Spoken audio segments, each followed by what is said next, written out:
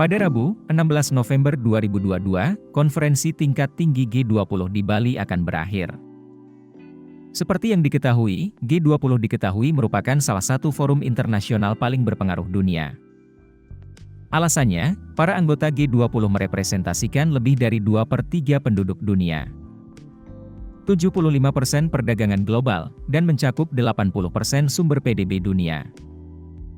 Indonesia merupakan satu-satunya negara dari Asia Tenggara yang menjadi anggota G20. Para anggota G20 adalah Amerika Serikat, Australia, Argentina, Brasil, China, Kanada, Uni Eropa, dan Jerman.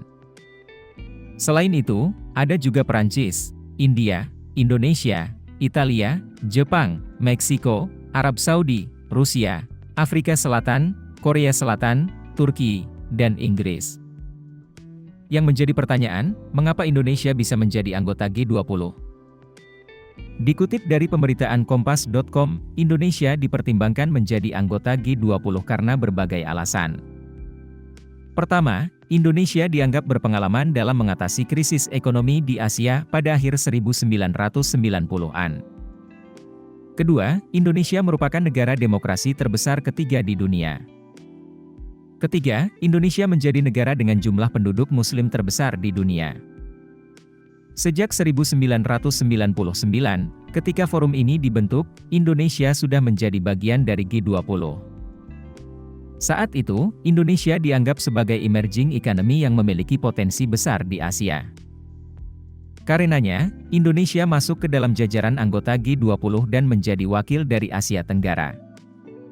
Sebagai informasi, G20 ini awalnya merupakan forum Menteri Keuangan dan Bank Sentral untuk membahas berbagai kebijakan dalam menyelesaikan krisis ekonomi global. Terbentuknya G20 tidak terlepas dari kekecewaan masyarakat internasional atas kegagalan G7 dalam mencari solusi atas permasalahan ekonomi global saat itu. Pada awal pembentukannya, G20 menitikberatkan pada upaya reformasi sistem keuangan global sebagai salah satu kunci dalam merespon krisis ekonomi global. Seiring membaiknya ekonomi global, KTT G20 kemudian memiliki tujuan lebih jelas, yaitu menciptakan pertumbuhan ekonomi yang kuat, berkelanjutan, dan seimbang. Khusus untuk presidensi G20 di Indonesia, hal ini dilatar belakangi situasi pandemi COVID-19 yang membawa dampak besar bagi dunia.